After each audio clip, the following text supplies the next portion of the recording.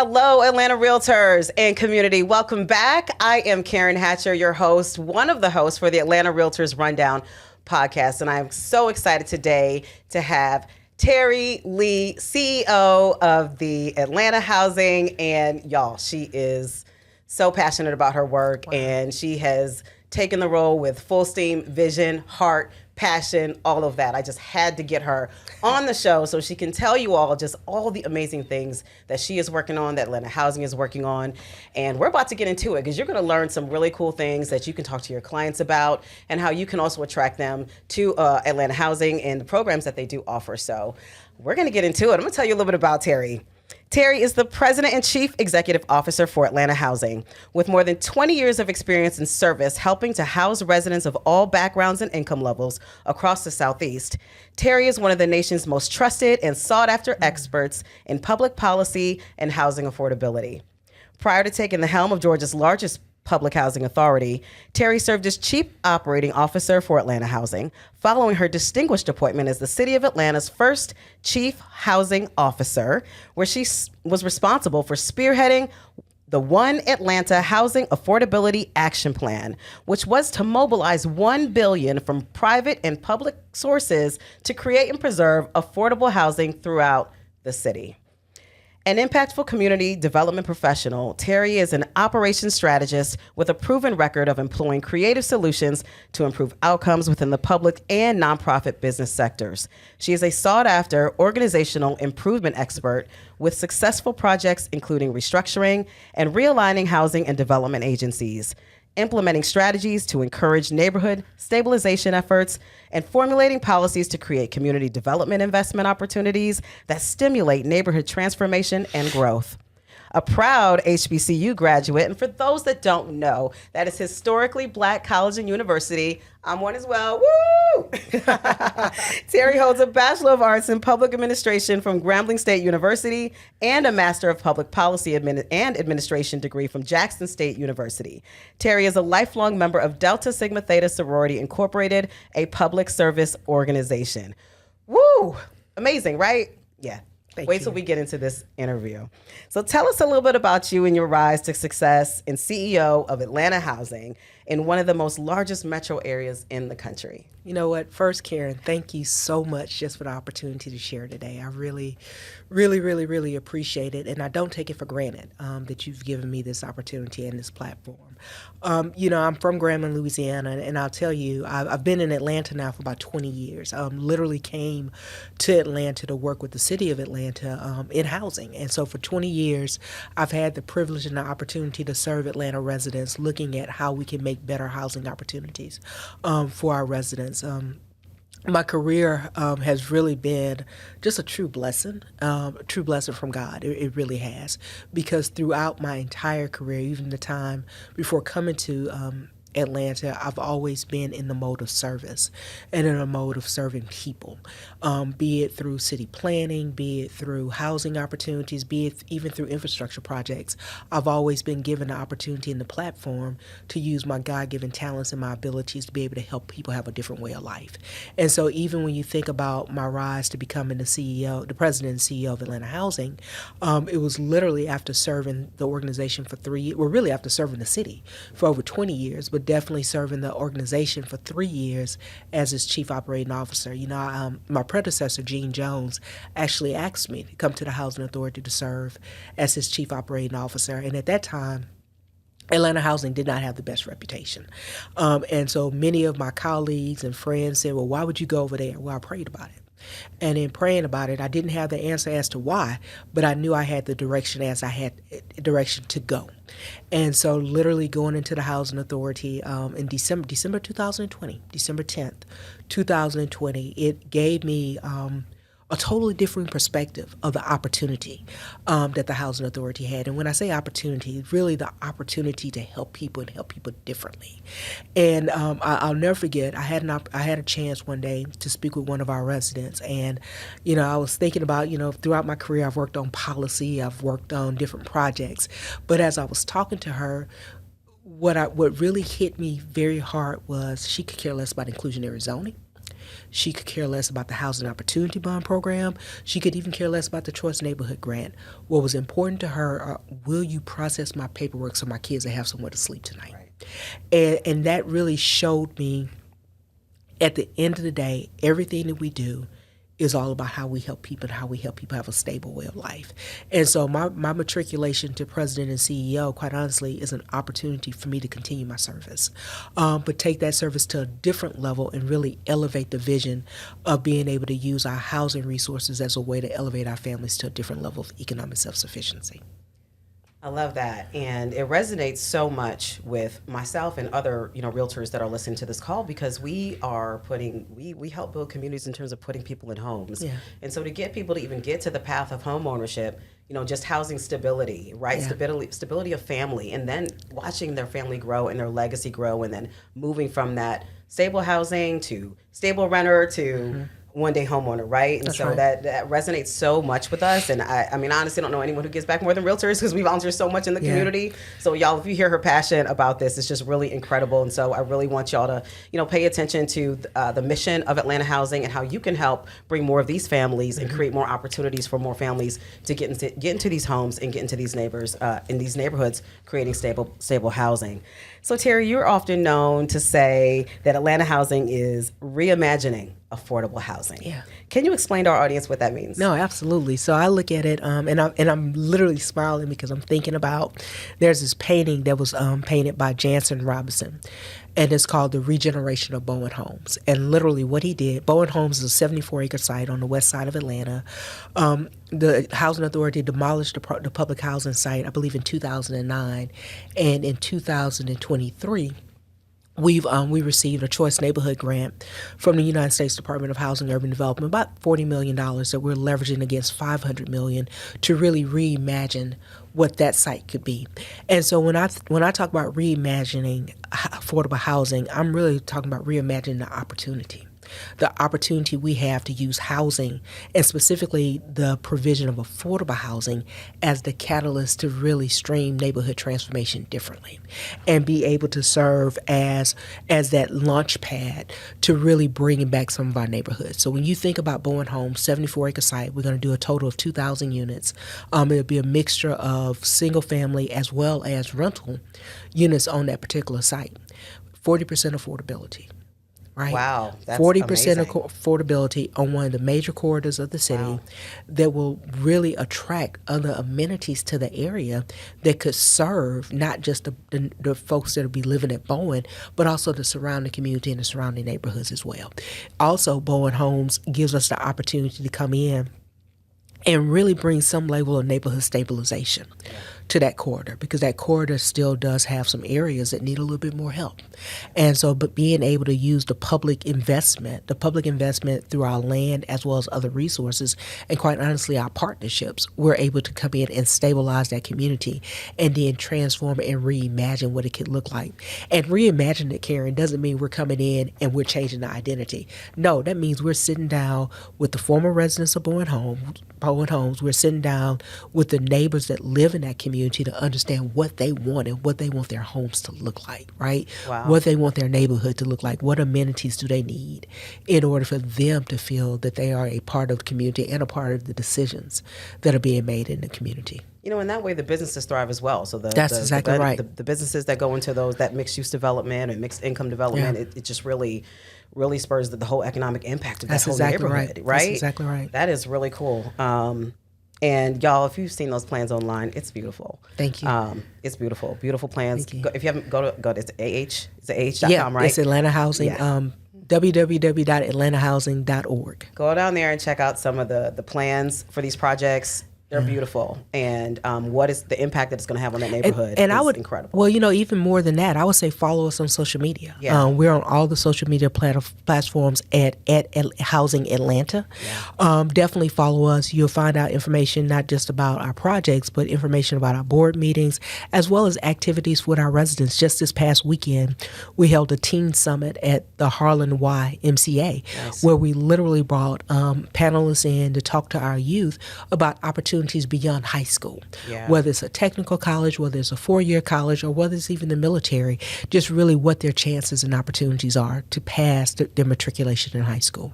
That's great. And I want to touch on what you also said as well when you said 40% of the development was going to be affordable. Yes.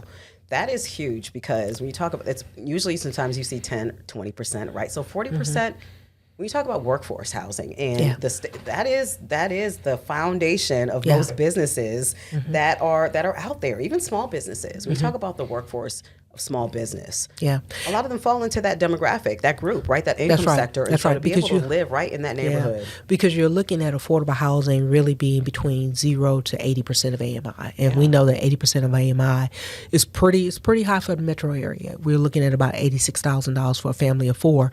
But I'll tell you, at Atlanta Housing, the average, probably 80% of our residents in Atlanta Housing make less than $32,000 a year. And then when you think about that number, 67% of my families are making less than $17,000 a year. Wow. And so that literally calculates about $1,400 a month. And so when you think about a family that should pay no more than 30% of their income for housing at $1,400 a month, that leaves little to nothing for other necessities. And so that really talks about the fact that Atlanta Housing is coming in to help families who are at the lowest echelon of the income level. Definitely.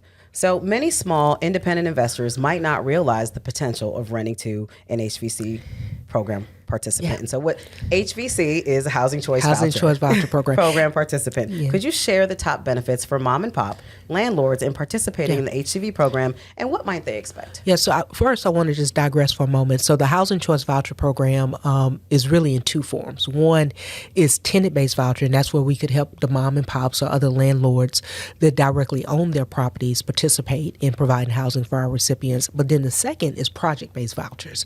And Atlanta Housing subsidize about 122 properties across the city, which really constitutes about 17,000 units, of which right at 10,000 of those units are affordable.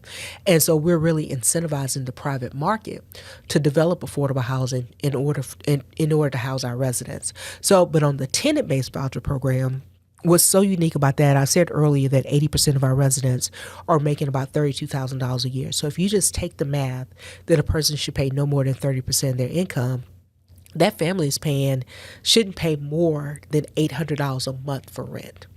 Atlanta Housing can come in and pay the balance. And so if 30% of their income is $800, they'll pay $800. If the rent is, let's say, $1,700, Atlanta Housing will pay the difference of that $1,100. And so that is a huge incentive to be able to house someone, because that's a guaranteed rent payment on a monthly basis. Second, I would say, though, a lot of folks have sort of ran away from our programs because they think that it can be a little bureaucratic. And we've worked really hard, and I want to give kudos to my Housing Choice Voucher team, but they're working really hard to demystify that. A couple of things that we put in place is, one, we have a self-certification. So now we won't have the lead time in trying to get the inspection scheduled. We will allow the tenant to work with the landlord to self-certify that the unit meets our inspection requirements. And then that way we can get them in the unit faster. And then we come back within the next 30 to 45 days to schedule the inspection. Oh, that's great. I haven't utilized that one. I'm going to have to do that. Well, another one we have is we have a rent boost as well. So we're really big on we're really big on sustainability and energy efficiency, right? Because we understand the rent, having an affordable rent is one thing, but now you also need some affordable utilities. And so our rent boost program really encourages our landlords to make necessary energy efficient changes and improvements to their units, so that units are their homes, so that our residents can have those benefits on the back end. And that's really great. What I want, realtors out here to understand, when you're talking to your investor clients, whether they are, larger investors, institutional investors, or those mom and pop landlords, what that means is that if you upgrade and make those improvements, sustainable improvements to your property, especially if you're buying some of these older properties in Atlanta, those windows need to be changed out. Get some energy efficient windows, energy efficient appliances.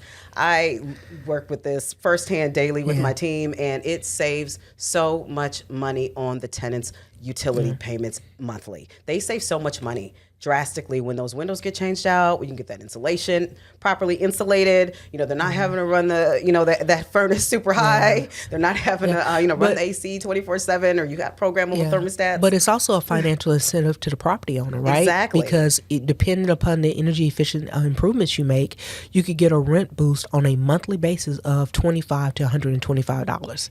And that's for the life of that participant living within your unit. And so what that means to you as an investor, that $100 to $125 a month, when you're calculating, if you're in this business and you're calculating a payback period for one of your clients to invest and make that upgrade, take that $100 to $125 rent boost, right? You're going to divide that into the cost of what it took to upgrade those windows. The improvements it's going to shorten that itself. payback period. That's right. Right? So they're actually helping you say, hey, let's help this family.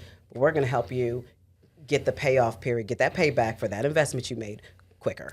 I think I need to do a podcast with you and have you sell our program. It is a big deal because, you know, investors want to know how long it's going to take for me to get that payback. No, absolutely. And so knowing that is huge. Absolutely. That's a big incentive to do that and make those upgrades. With that, the affordable housing crisis is complex and it's systemic, right? We talked a little bit about that. Yeah. I mean, all the players have to be at the table, and we are now. Right? We're all there. I mean, I don't know if Atlanta Housing's ever been in the building, but I'm excited that you're here, right? And we're talking to realtors about this program. We're getting out into the community. It's really cool stuff. We've got private, public, philanthropic, all at the table.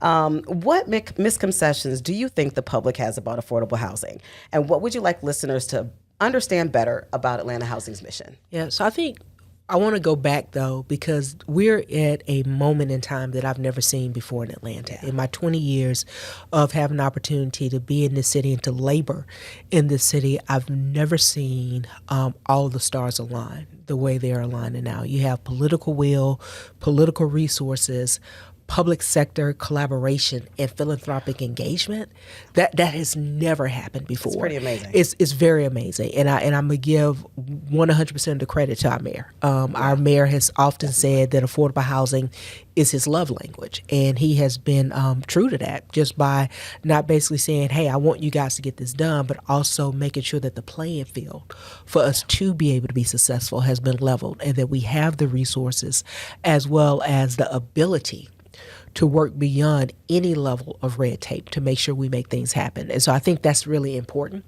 And so when you start thinking about the misconceptions to affordable housing, one of the biggest ones that I've heard over the years is that, you know, we don't want these people here. Well, when you look at the income levels, to your point about workforce housing, it's a lot of folks that are these people, right? You know, all the restaurants we love to go to, right? Who's supporting that? Who is staffing that? Because at the end of the day, housing affordability really boils down to what housing costs versus what someone makes. And we're in a season where, you know, we have some of our own public safety officers that can't afford to live in the city of Atlanta. And so, you have to get past that misconception. You also have to get past that misconception that, you know, people are just looking for a handout, because no one's looking for a handout. People are looking for a hand up. And they're looking for an opportunity to provide a stable environment for their families, for their kids, so their kids don't have to worry about, you know, being hungry. And quite honestly, don't have to worry about going to school tired because they didn't have anywhere to sleep the night before. And so I think, you know, we have to remember that these people are us. And that we, you know, it really can't be no more not in my backyard. It has to be yes in my backyard. You know, yes in my backyard. Yes, if we can build in our parking lots, let's build in our parking lots. Yes, if we can build on federal and or state or local land, let's build on federal, state, or local land. Let's build everywhere we can so people can have a decent place to stay.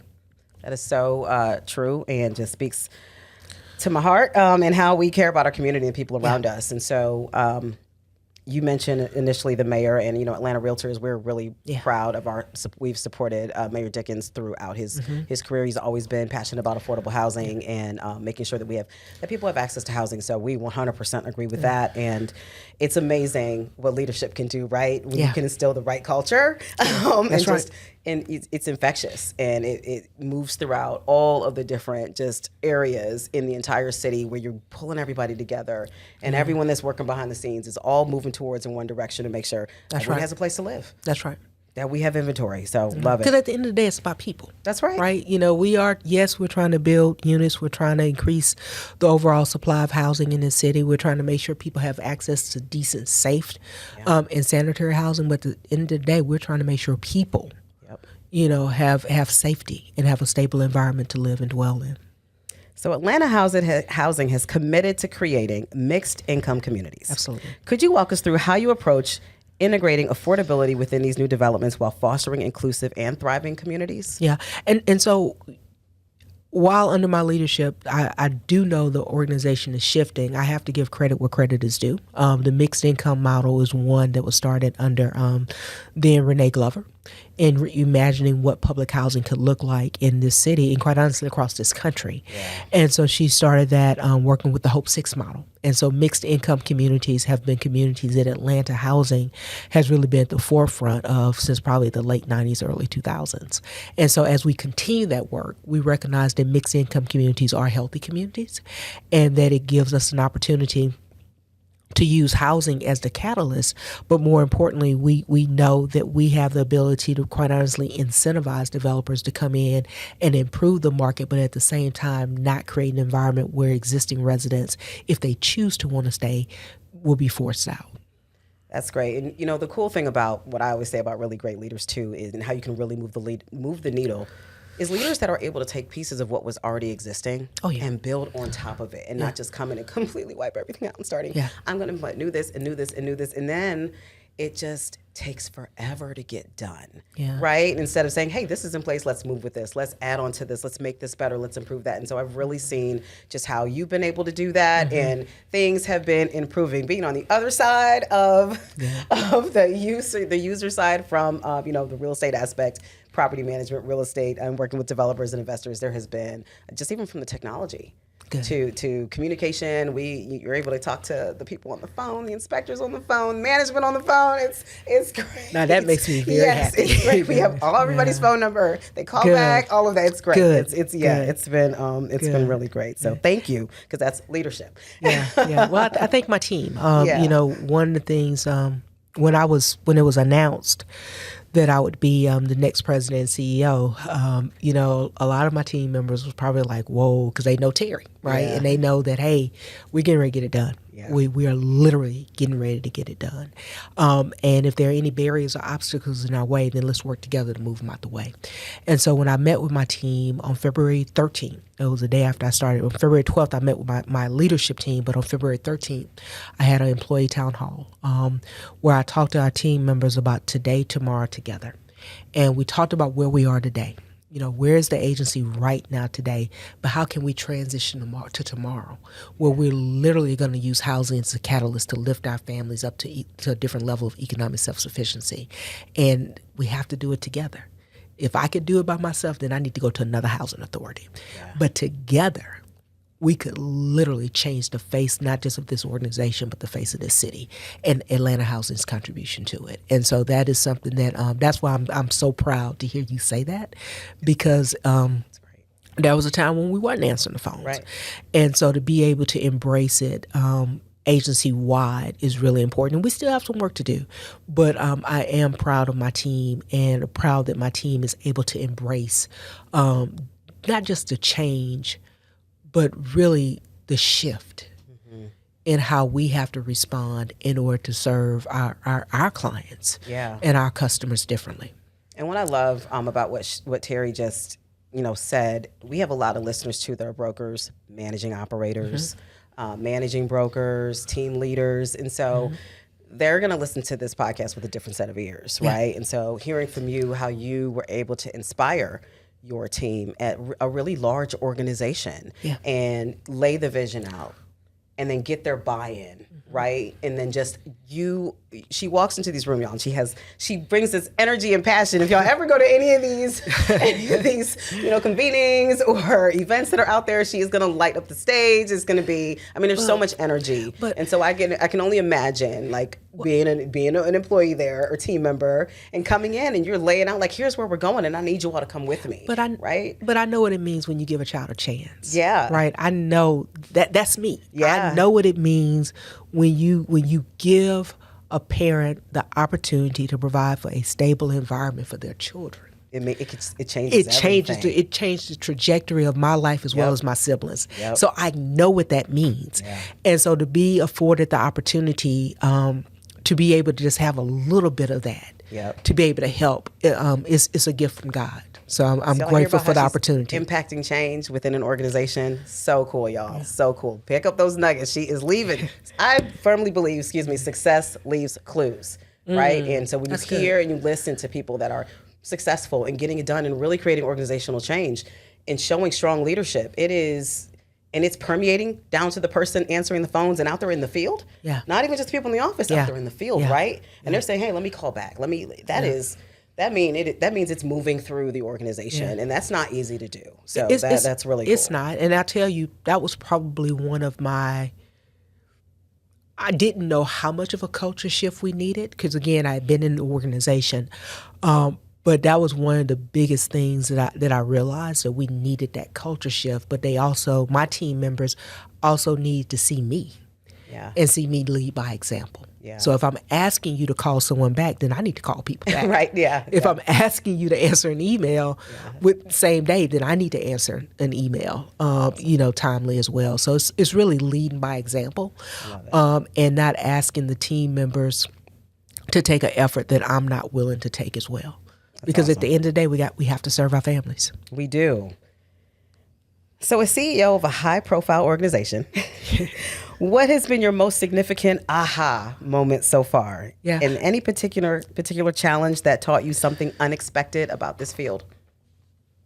So I mentioned a little bit about the culture. I think the thing that I underestimated the most was how much the public at large was hungry to hear from Atlanta Housing. Because I'm the sixth CEO in probably the last 8 to 10 years, right? And every CEO within that time period served an average of 24 months. And that's the permanent CEOs as well as the interim CEOs. My predecessor served the longest term at 48 months, but I was with him 36 of his 48 months. And in that time period, of course, he was the face of the organization. I was trying to stabilize the organization. And what shocked me was a lot of the work we were doing from a stabilization standpoint, even the passage of our strategic plan. We had a digital dashboard, which was similar to one I did when I was at the city, but really being more transparent about our results. People still didn't know. And so I knew early on that that was literally a second job, that I had to be out there so that people could understand not just who I am as Terri, but who I am as Terri, the president and CEO of Atlanta Housing. And this is how we're leading this charge to make sure housing affordability will happen in the city, and how we're joining in partnership with our other public sector agencies. And quite honestly, how we are taking this to where nationally people will know the work we're doing. And it hit me last week, as well as a few weeks ago, 2 conferences I had a chance to attend. The Urban Land Institute. So they actually had a banner highlighting Atlanta Housing, and nice. highlighting the work that we did with their group on the advisory services panel to re-engineer what our real estate department could look like. Congratulations. Thank you. And then when I was with my colleagues just this past week for the Council of Large Public Housing Agencies, they also used us as an example with the Rent Boost program. Wow. And so the work we're doing, we're telling our story differently. Yeah. We're showcasing the work we're doing, and we're making sure that, quite honestly, that while we're saying we're doing these great things, we can always build upon those. So what other things can we learn? And we can only do that by being out there. So I love it. And I mean, that's just a different perspective on that, right? Like you were able to pick up on that, realize it, boom, and like, let's tell our story. Let's get out here. Yeah. I love it. And I realized it doing the search. I realized it doing the search process because, again, we're doing this work and we're leading these things, and people just did not know. They did not know, nor did they understand. And my first day at the Housing Authority, December 10th, 2020, the first thing I said was, let me see your dashboard, because I need to see, I need to see every project we have. I need to see all the acreage we have and those things. And and I got a blank stare, Yeah, right? okay, what are you saying? And so, that work, and so that's one of the reasons why I'm able to pivot so quickly as CEO, because I was leading that work as COO, Yep. right? I was leading that work, and I knew what we needed to do in order to be able to have a different footprint and, quite honestly, be invited to the table. Yeah. Because other agencies were moving and they were being very public about the work they were doing. And so Atlanta Housing is lifting its profile differently.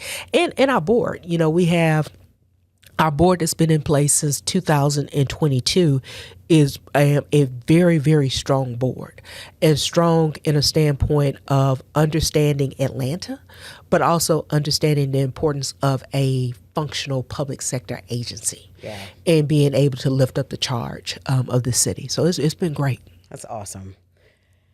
All right. So for those of you out there who have been inspired by Atlanta Housing Story, which Terri she explains so well. Thank you. She explains so well. How can local realtors and developers and residents get involved in supporting affordable housing initiatives in our city? Absolutely. First and foremost, I would say join House ATL. I serve along with you on the board at House ATL, and I serve as the co-chair, but it has been a huge galvanizing force of just information and initiatives and moving forward with moving affordable housing in the city, period, right? Not just for Atlanta Housing, but just moving forward with affordable housing in the city, period. I would also say follow us on every media channel, social media channel we have. Again, Atlanta Housing is Housing Atlanta. We're on Facebook, Instagram, LinkedIn, as well as Twitter.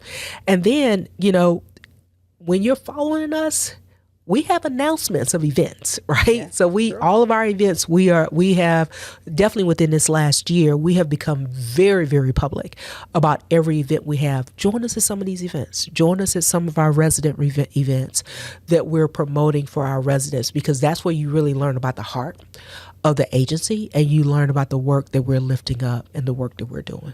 Yeah, I know that, and for those that are in property management out there and working for these licensed brokers and realtors, Atlanta Housing has brought back the Thursdays where property managers can come and brokers can come. And even if you have properties available for lease, you can come and showcase your rentals and show what's available. So they're there in the room. You can actually speak to them. That is, And not only can you showcase, but thank you for bringing that up, Karen. We actually bring in our participants. So our participants who are looking for a place to stay, we will literally do a date match right then and there so that they can see what opportunities are available so they can have somewhere else to stay. But another program that will be helpful will be our down payment assistance program. I believe we have one of the most successful down payment assistance programs, not just in the city, in this country. We've housed over 1,900 families since the inception of the program. And this year alone, this past fiscal year, we housed an additional, I believe, 200 families. Wow. And so our down payment assistance program can be layered with other down payment assistance. It is an income eligible program, right? So you have to be at 80% of AMI or below. But the beautiful part about it is that we provide up to $20,000 for a participant. If you are a public safety officer, a veteran, a current ACV participant, you can qualify for up to $25,000. The maximum sales price, I believe, is right around $375,000. But it's a huge incentive to help a family transition over to home ownership. And so we want to make sure that we're continuing that partnership. We probably have the best person in this country running the program. With Ms. Pat Evans. She is very passionate about, you think I'm passionate. She's extremely passionate. She is. About the work, and she's extremely passionate about making sure that we can help our families. And so realtors, how can realtors find out about that information, the down payment assistance program? Is that on the website as well? That is on the website as well. Right. You guys got to go check that out. She said up to $20,000. That's incredible. Yes. City of Atlanta with Atlanta Housing Vouchers. That's right. You'll see all the criteria there. Find out about that. Yes. I know you're out here closing these homes. You want to get your buyers as much assistance as they can if they qualify. That's exactly right. If they're able to take advantage of the down payment assistance, that will allow them to then have more money to furnish their home and take care of their family. That's right. So please get educated on these programs, understand what they are, and then show our community what options are available and accessible to them. Thank you for letting us know about that. So finally, looking forward, what impact do you hope Atlanta Housing has on the future generation of Atlanta residents? The mayor often says he wants Atlanta to be the best city to raise a child. We join him in that. we joined them in that. Again, I shared with you, I know what it means when you give a child a chance. And when you think about the fact that we serve on an average basis 26,000 families a year, and you think about the number of children that we have in APS, I believe we have about 20% of APS students are Atlanta housing residents. If we can continue to use housing as a catalyst to lift our families to a different level of economic self-sufficiency, that's just not the parents. That's also the children. And so our legacy will be that we utilize every resource to make housing a reality, affordable housing a reality for our families. And at the same time, our families were able to use it as a catalyst to make a better way of life for themselves. Oh, I love that. Y'all, okay, do you understand why this work is important? We're out here closing homes, first-time home buyers, second-time home buyers. But to get a second-time home buyer, you got to get them in there first. Yes. We've got to get your clients to say, hey, I'm going to make this property available to accept housing choice vouchers. They've got great programs, technology, the processing is easier. You can still screen your applicants. You can get to know the inspectors. They will talk to you on the phone. But creating stable housing for our community will allow them to one day become home owners. I love to call it a win-win in this work. When I do the property management, it's about providing quality housing for someone on their pathway to home ownership. That's right. That's what it is. And you can be a part of that by saying, I'm going to make this rental home available to a family that needs it. And it's the pathway to generational wealth. That's right. We know that for families of people of color, home ownership is the pathway for generational wealth. And so that's what we're doing. That's the stability we're providing. That's right. So we love to always close out this program and these conversation with, share with us, what's one of your favorite books?